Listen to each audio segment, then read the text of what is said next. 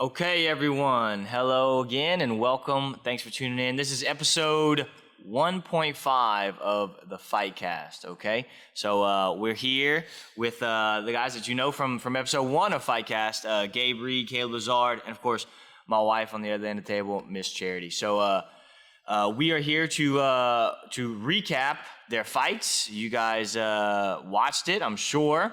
If you're tuning in today, I'm sure you watched it. And so we want to go over some of the wins, some of the lessons, and just hear from Gabe and Caleb, because this is 2 weeks have passed since the fight, right? So again, we fought for Gulf Coast MMA in Lake Charles at the Burton Coliseum. Really nice event, really nice show.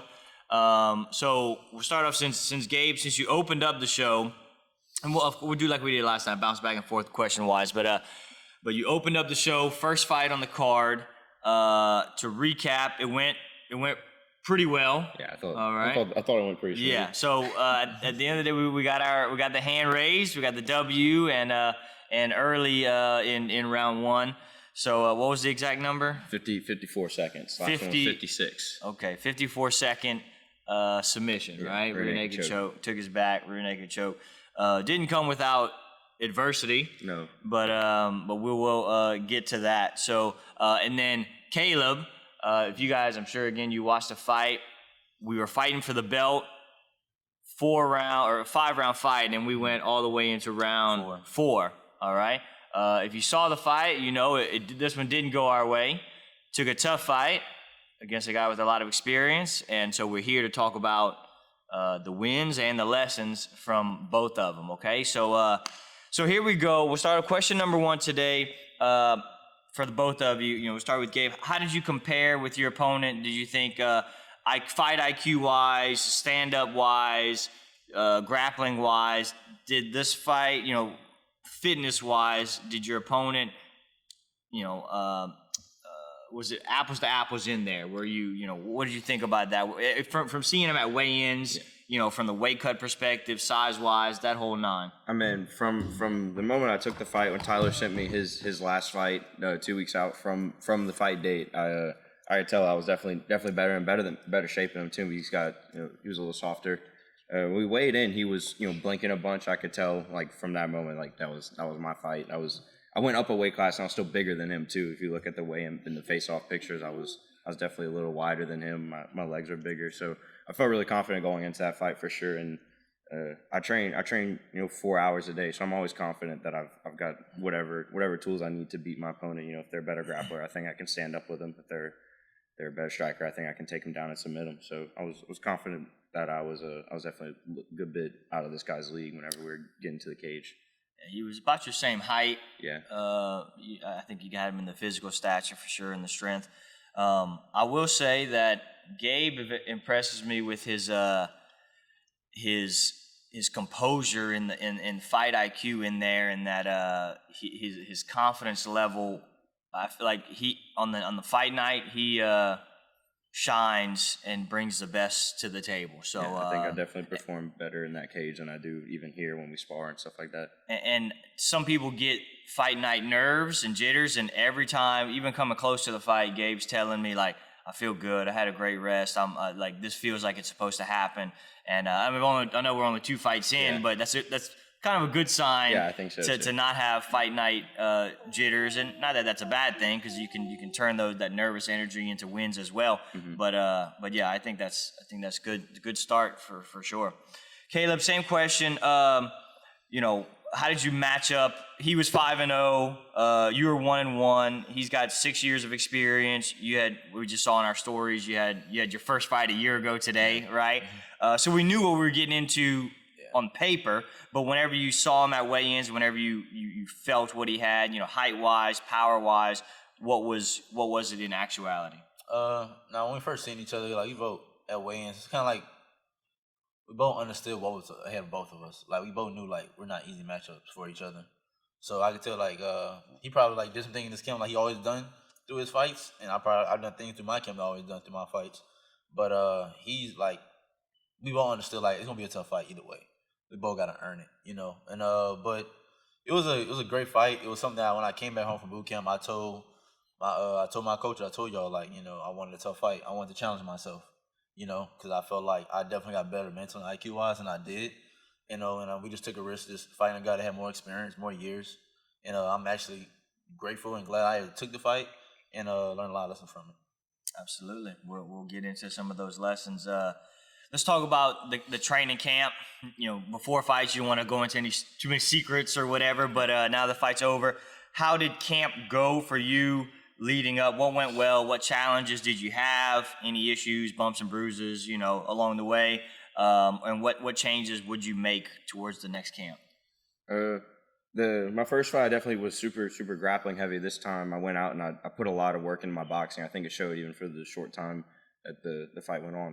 Chris left hand dropped him like right at the beginning of the fight, and definitely want to keep working on my boxing. Don't neglect my wrestling. I want to get as good as I can all around. I did a lot of strength and conditioning for this camp too. I didn't have to cut weight, so I was able to maintain high level cardio that week of the fight, as well as being able to eat a bunch, a lot more than I was eating 2 weeks prior, because I was trying to get down to 45. Because again, it was at 55. Yes, I was already at 55 when I took that fight, and I was trying to get down to 45. So I was able to fight week. I was eating basically like I would on a normal week. Good food, getting carbs in to make sure that I could still train. I was training up until the day before weigh-ins. I was still here doing MMA rounds and stuff. But yeah, definitely want to keep working on the boxing and try to train more jiu-jitsu. I think I neglected my jiu-jitsu a little bit, and kind of showed he got to my back, and I definitely don't want that happening in future fights, because it might not be so easy to escape next time. Same question, camp-wise, because I know you implemented some weightlifting this camp, and some help with Coach T with personal training Lafayette. You came back from boot camp, the heaviest you've ever been. So talk about what that was like. Yeah. We'll go into the weight cut and whatnot, but talk about what it was like just in the camp. What things you enlisted to help us get there. Yeah, definitely got with T Latch for the first time, and that was actually like the best I felt in the cage, to be honest with you. Strength wise, endurance wise, my legs wasn't going out, nothing like that. And that was the biggest second time fighting at 25, so I was bigger than I was when I fought my first time at 25. And but yeah, everything, the whole camp went well, weightlifting went good, and it was a good experience. And you made the weight. Made the weight. Champ sure. weight, 125. So what was the heaviest you were at? It was like, you get the 2 pound allowance, Lake Charles. So they gave you 2 pounds? Yeah, they gave us 2 pound allowance. I thought we we thought it was 1 at first, then we got there like, no, it's 2. Okay. Like, okay. News to me. I made it, so. Okay. Yep. Cool. So next question, more specifically on the weight cut,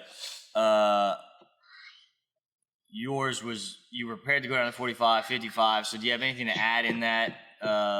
No real challenges. You were just able to, like, what did you do for after weigh-ins? What did you eat and everything? I ate. We all went to Jason's Deli. I had some chicken and some bread. I don't remember what my side was, but I kept it the same as I would if I would have fought at 45. Maybe would have ate more if I fought at 45. But got a gallon down right after weigh-in day. Got a gallon and a half in the day before, or the day of the fight. Made sure that I was really ready to go. I didn't take the opponent like any less serious, even though I knew that I was better. And the 0-2 record, it didn't matter to me. I wanted to go out there and do my best. So I think diet was where I lacked the most in my first fight. So I made sure that I stayed on top of it. Even when I found out I didn't have to cut weight, I was still eating good. What do you walk around at? 165, 170. So still had to watch things a little bit to get down. Yeah. Whenever I'm trying to diet down, I run a lot, and I eat no carbs, no sodium. Where did you start the cut from? 40? No, I started mine at 155. Well, I mean, that was like the starting camp, right? Oh, starting camp. And then you were 155 when? Probably 6 weeks out?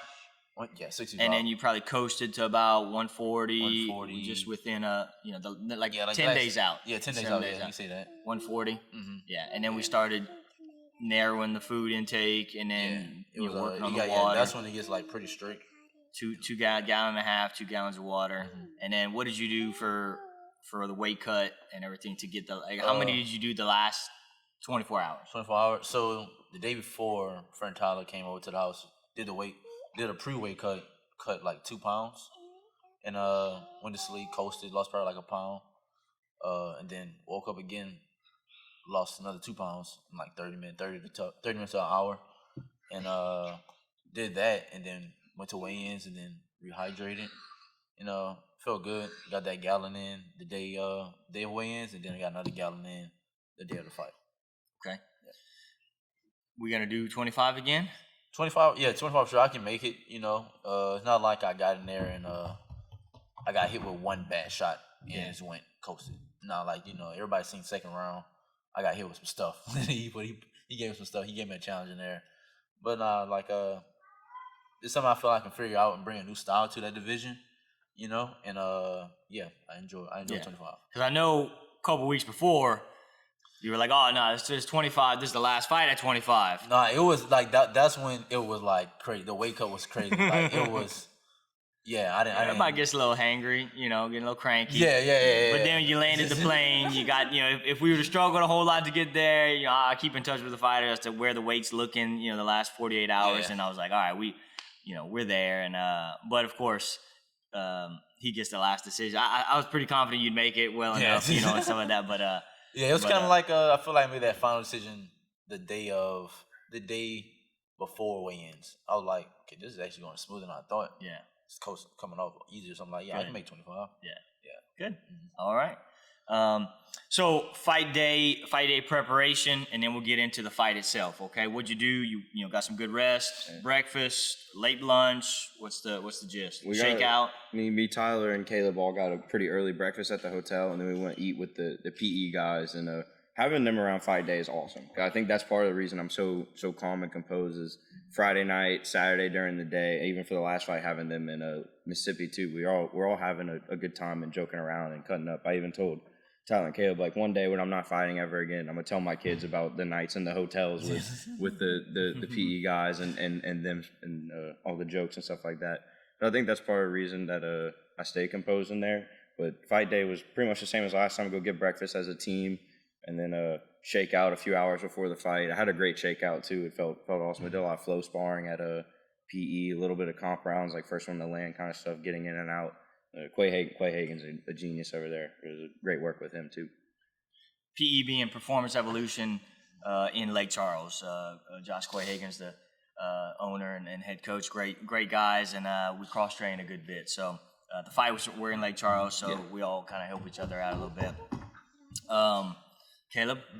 Pretty much the same thing. Like, pretty much woke up, got breakfast, and we all hung out, cracked a whole lot of jokes the day before and day of, and had some good food, and just enjoyed the whole fight weekend. Yeah. Cool. All right, let's get into the fight itself. When you walked out there, nice show, got the little streaming lights and everything like that. Do you know where you people are sitting, or no? You don't care, or how's that work? Nah, normally if last time he fought first, so I walked out with him and I spotted them, so I knew where they were. This time I had no idea where they were, and then I walked out. My stepdad's on the side, and my dad's right there video, and I walked up and high fived my stepdad. You can see it in the little video, and then the show was cool, like having the fireworks and stuff like that. I could fight with or without that, and then. Once I got in there, I was ready to go. There was a little Vaseline mishap where we thought they were doing it, and then they did, and then we didn't have it, so I fought with nothing on my face, but it's all good. Yep.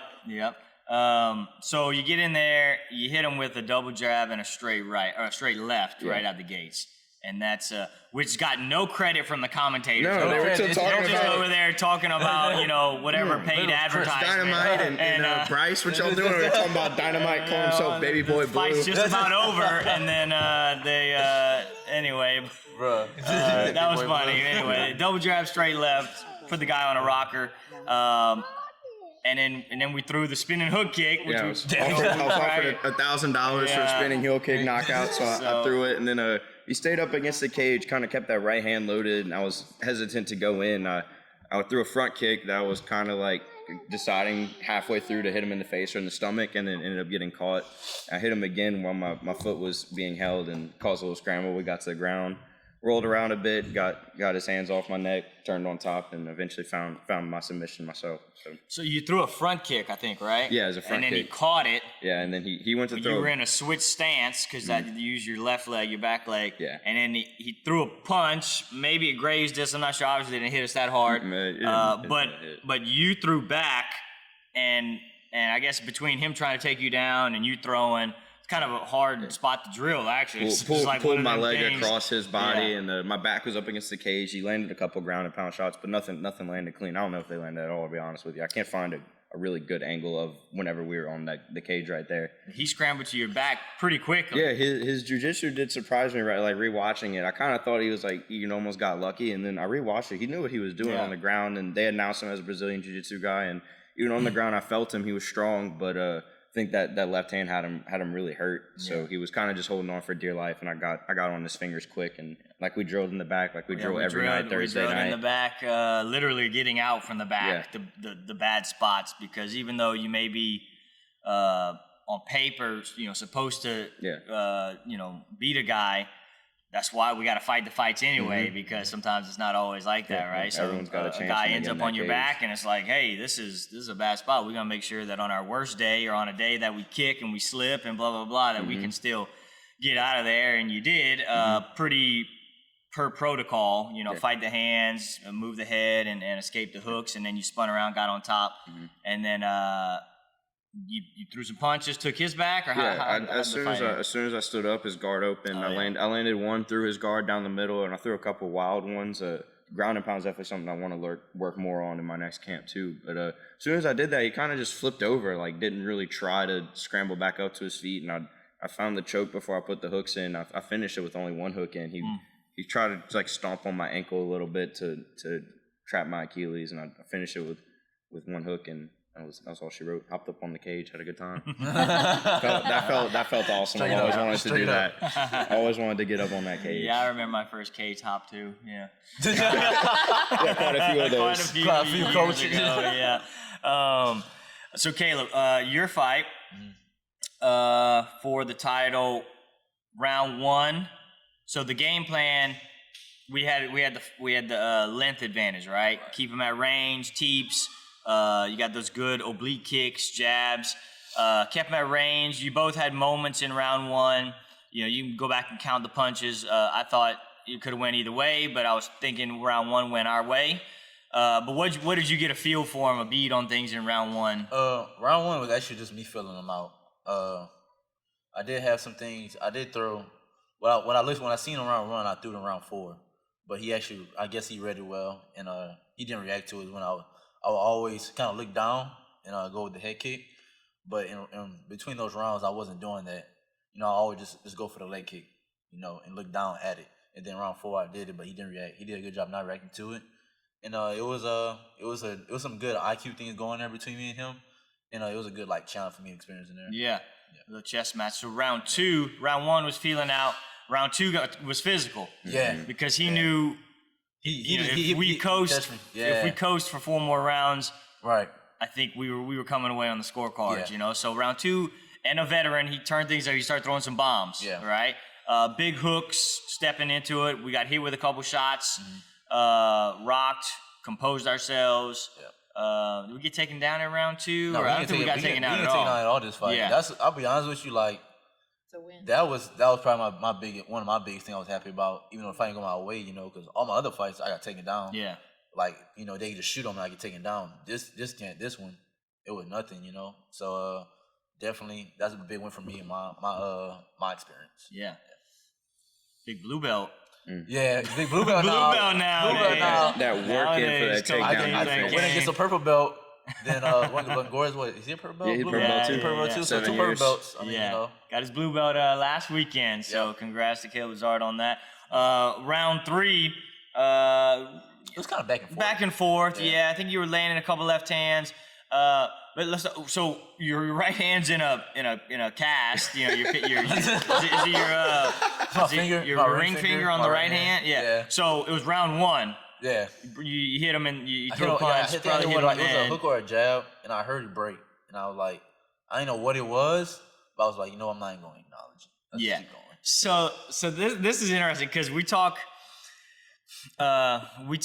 before in the FightCast 1, and he was, you said you came back from military, and one of the biggest things, or military boot camp, Naval boot camp, that you came away with was the mindset of what those 12 weeks or so did for you, and what it was going to do for you through the fight. And then it wasn't until an hour after the fight that we looked down and Kaleb's finger sideways. And it's like, man, I think my finger hurts. It's under the pinky and everything. I'm get like, this looked at, and it's like, when did that happen? Just wanna get a Round protractor. one, you know. It's like I remember it, but Caleb saying that he didn't even. I didn't even know until an hour after the fight. I didn't want to acknowledge. So he didn't even want to acknowledge it. And look, I've been there around some injuries, and most people, no name saying, but I've been there in the corner, and they'll be like, you know, my stuff's broken, and it's like, okay, we got to throw the other one. Yeah. Like, what do you want to do about it? And nothing wrong with that, but they'll at least tell me. You know, some of them are more, vocal about it, but some of them aren't. But at least tell me, and I just say what I say. All right, you got to throw the other one. We got to use the other tools we got. But I didn't even know. Caleb didn't even. He obviously knew that his finger was broken, and so it's like maybe it would have been useful, so we know maybe we're not cracking as much. But I guess you were probably throwing as hard as you. It was so much adrenaline going on. I'm like, I probably didn't feel it because of the adrenaline. But you still throwing it though, no probably issues. Came out worse. Yeah, that's probably why it came out worse for sure. Yeah. So round one, broken finger. Get through round four, we find out the fight's broken. So anyway, you had to have a surgery on it? Yeah, had surgery, went well. It was like hour and a half, 2 hours.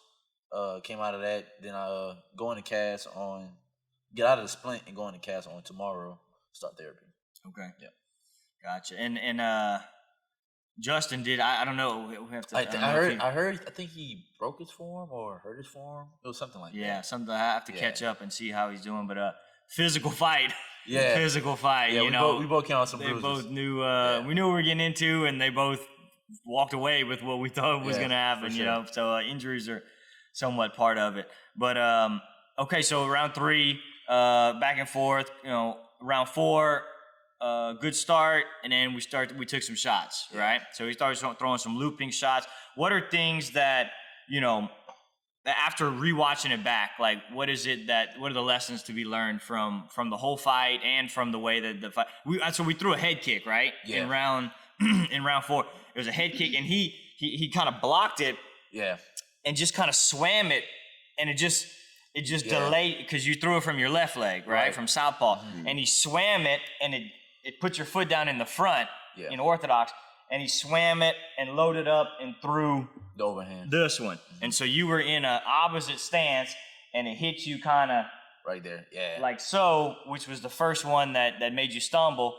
And then you fought through a bunch after that, but it was, that was the start. That was like kind of the opening sequence, he right? Pretty much like I said, he read it well. Like, I can't really see nothing else about it, but once he landed that shot, he kind of knew I just landed big time on him. So he had to follow it up, and we knew we wanted to get to rounds 4 and 5 because Caleb's got a gas tank. So it's like we were ready and willing to take over round 4 and 5, and kudos to our opponent for doing what needed to be done.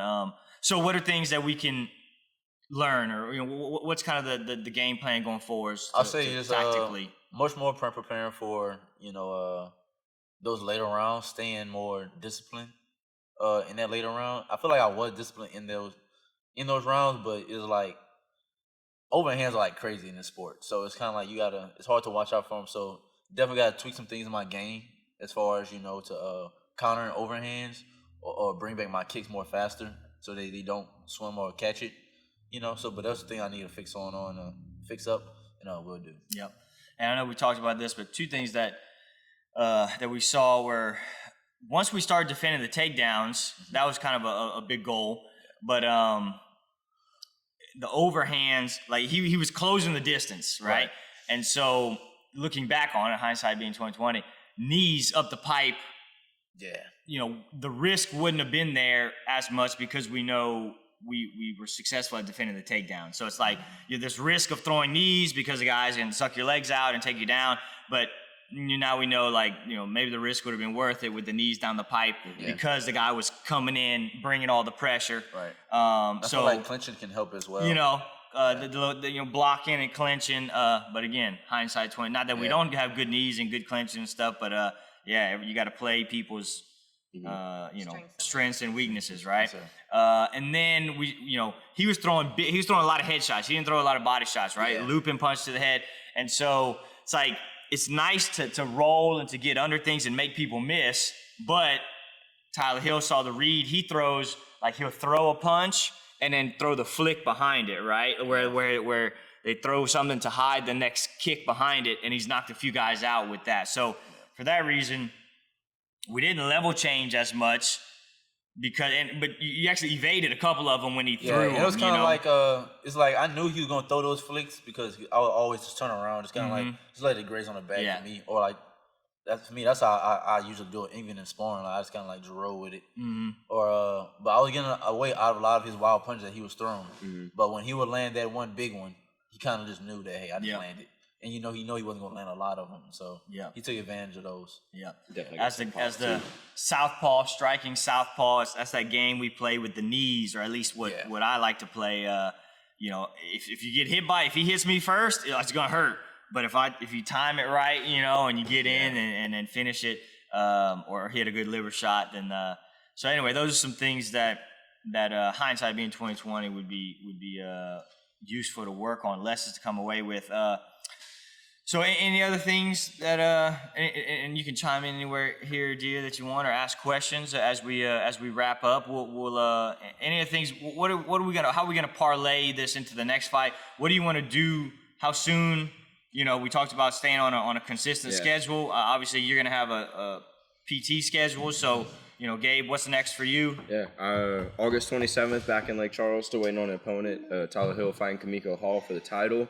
For a B2 fighting series. Tyler Hill shirt right there. The Hitman. I haven't really missed a training session since that fight. I woke up, ran a 5K on Monday, like literally right after the fight, and then took 1 or 2 days off to go to Tuscaloosa for work. But came back home, got right back to work. Definitely want to start getting back in with my boxing coach soon. I really want to improve my footwork, setting up not just punches but takedowns. And my left leg was moneyed the whole camp. I didn't use it as much as I wanted to in the fight. Obviously, we weren't standing up for very long, but I want to build my right leg too. I want my right leg to be just as much of a threat. They start to switch stances and stuff, and that right leg is going to open up. So just better all around is where I want to be, and keep training consistently. I'm trying to put on a little muscle. I was struggling to gain weight after the fight because I got sick for that week. I stayed at like 155 for like a week and a half, which I normally don't stay at weight for that long. I blow up pretty quick. So put some muscle back on, keep improving my footwork, building my knowledge. Got my wrestlers and stuff coming in here, teaching the classes and doing the PT internship, so I have more time to train and less time, driving to and from Baton Rouge and doing manual labor work, giving myself a little more energy to work with here. So a little seasonal change for his career. How old are you? 19. I turned 20 in 2 weeks. Okay. June 22nd. And doing a lot of traveling. I know you went to Tuscaloosa, Alabama for work and stuff, but starting to do a couple days a week of trying to be in the gym more, not just train on the mats, but as coaching and personal training, wrestling coaching, private lessons and stuff like that. So kind of keep you in the whole world of it, right? Just being here as much as I can helps with every aspect of my life. It just keeps me more motivated to do the right thing as financially. So just setting a good example for the little ones running around the gym and stuff too, and encouraging my friends to come. I got every time I fight, all my friends are like, man, I really want to learn how to do that. I'm telling them, come Speaking here. of all those friends of yours that I got John, Dalton, Gabe's on an internship in West Virginia. I got a bunch, but I also got some that have stayed. John Michael and Elliot Benoit, Chris Oakland. Yeah. I played soccer and lacrosse with them at STM, and they've been loving it. Hans Strasler loves it. Yeah. Thomas Carell when he comes in town. I got a couple people that come and stay. Cool. So, but yeah, definitely want to get more people because I feel like the demographics, like it's all like late 20s, early 30s, and there's not a lot of guys like me, like 19, 20s, me, Brandon, Oscar, and maybe a handful more. So definitely encouraging. Well, I don't know if we can handle too many more of you TikTokers. Yeah. I feel like that was an insult at Brandon. Kaleb, so same question. What's next? Literally for right now with healing. Tell us about what you're gonna be able to do and what timeline. So for right now, it's pretty much just healing up. We're gonna be off about 2-3 months. So we get back fully training in September. We'll be looking to do some jiu-jitsu tournaments and kickboxing tournaments and get back in there and just also work on my boxing as well. I feel like that's something I need to start working on more. I naturally have some stuff with it, but I feel like if I just work on it consistently more, it'll show in the fight and it'll fix some things up. So that's my plan. Wearing the Crispy Carly T-shirt. Try to call it a champ because Carly's already been in a cast twice. So now you kind of glean from her a little bit. Yeah, And just pick. Yeah. Hey, you know what's crazy? It's always been for the same promotion. It's for the same promotion. So what's up, GC? Where you at, James? what you putting in the gloves, James? all right. Okay. Anything else, dear? I'd love to know, part of the fight is humility. What keeps you guys grounded and level between the highs of winning, the lows of things not going the way you want it to? What keeps you consistent and keeps that humility aspect for you guys? How do you do that? For me, it's all about, especially in this amateur career, I'm not a pro yet. I'm not getting paid. It's all about getting better, because I always say, as long as this is fun to me, I'm going to keep doing it, no matter, the record, the losses. And it's also, I think, another reason I think I'm so composed whenever I go is I really don't care if I lose. As long as I get better, I'm happy about it. And I might lose and come out, in the moment, upset about it. But as soon as I rewatch the fight and stuff and realize where I can get better, I know that I can live with that loss. So I think that's what really keeps me humble. Is I'm always striving to get better. I know I'm not the best one in the gym, and I want to be. I want to be the best one, not just in the gym, but the best ever. I'm ranked number 9 in Louisiana now. I want to be number 1, not just in my weight class, but pound for pound. We got the pound for pound guy came in yesterday. I didn't get around with him though. I want to see how I stacked up against him. Shout out to Jesse Butler, 145. He's going to get a big opportunity pretty soon. So very good.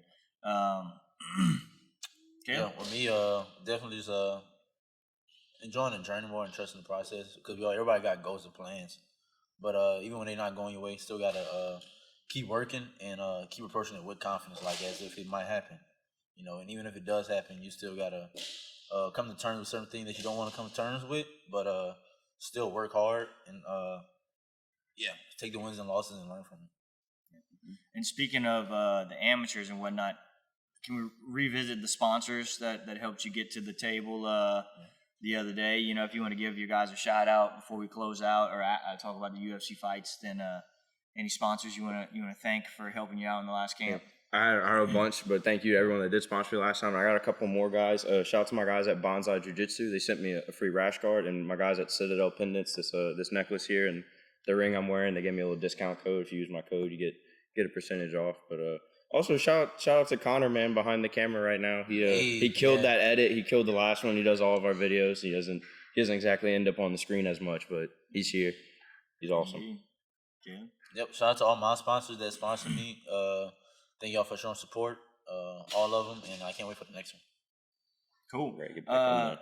Big fights this last weekend. As we close out the show, we always talking about fights too. UFC 275, Singapore. Let's just talk rehash. Joanna and Wei Li, and then Valentina, and then Crazy. Yuri Prochazka and Glover, right? I thought Valentina lost that fight. I don't know how they gave Aljo his win and then they gave Tyler that L. Like, it doesn't make sense. It was pretty mere fights. But Jack Della Maddalena impressed me the absolute most. Him and Matthews. Matthews is good. The two Australians, because I thought Fiala was gonna go out there and just knock him out like he did to everyone. He was on track to fight like 8 times this year. Yeah. And he's good. And then Della Maddalena, man, he's a different animal. The way I thought he was done when he got locked up in that Darce choke, and he came out and just in and out the pocket. So good with his boxing. I think he's with McGregor's management company, and they're real big on him. Coming out of Australia. Coming out of Australia. So I read an article on him that he was going to be, they're touting him up to be be the welterweight champion, but he's got to get through Khamzat first. Yeah, Khamzat's a scary dude.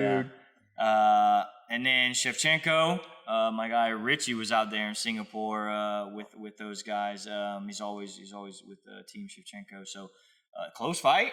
Yeah. Close fight, right? The closest arguably of her career ever, right? She looked human. And Santos is 19-1. I did see that Shevchenko had a foot injury all week long. I don't know how long in camp that was bothering her, but she showed up to Singapore basically unable to kick. And then they worked on her, and got her to where she could throw a couple kicks during the fight. And then adrenaline took over, But from what I understand, that's why she didn't do the dance and stuff like that. She was having some foot issues. But so kudos to her if that's a huge injury where they have to consider the fight happening or not. And So yeah, took close fight, split decision win, and then Glover, and then Yuri Prochazka, crazy fight of the year they're talking about already, and there's been some fight of the years. Was Gaethje and Chandler last year? Or was that this year too? That was this year. That was this year. Yeah, that's early this year. Yeah, and Hamza and Gilbert. Yeah, so they're talking about fight of the year. But a lot of fights. Yeah, round there's a lot of them 5, so far. Glover rocks him, jumps to Gilly. Yeah. And then also at the end of round 5, Yuri locks up from Turtle a rear naked No choke, hooks. but no hooks. Talking about no hooks, the chokes and he was walking like a clock choke. Yeah, it was almost like you would with a the clock gi. choke Yeah. in the gi. So that's something to certainly. But it's like when you have the rear naked choke, the arm that you have locked in. When you have the body lock or the body triangle, you rotate to that side. So I was watching it. When you have he had it elbow in on the left elbow, and then he was walking to the right and walking like the clock. So in that case, it will let you rotate the elbow in the direction. Yeah. So though he didn't have the hooks, the lower body lockdown, he still had the rotational squeeze on that with the figure 4. Yeah. So that was something definitely interesting to I definitely like know. that Glover's double jab cross he landed. Big one. Like the one in round 5 where he rocked him, right? Yeah, I'm like, I think he should have stayed on the feet right there. Yeah, jumping the gilly. It's like you swear Glover was from South Louisiana, just jumping gillies out here. So. Yuri's 29-3 with 25 knockouts, and he couldn't put Glover away. So shout out to Glover, man. That old man chin is 42 there. and still getting after it. He said, I say we keep going. That was my favorite part of the night was his interview with 42, DC. Absolutely not. Big old smile. Shoot. Okay, so and then everybody that got a finish got an extra $50,000. So like, it was a good night for everybody. Big night at UFC night Singapore. UFC. Okay, so hey, again, thank you guys for tuning in. If you guys have any questions or comments, for Gabe or for Caleb or myself, Miss Sherry, leave them in the comments section. And episode 1, this is 1.5. We're gonna the next guys on here are gonna be the next set of fighters for our next event, but we can always come back and dive in at episode 1 3/4 if you guys need some specific answers, specific 1.1, answers. 1.2. So other than that, thank you guys for tuning in. Obviously, a special cameo by our daughter Esther, and thank you guys for tuning in. We'll see you next time.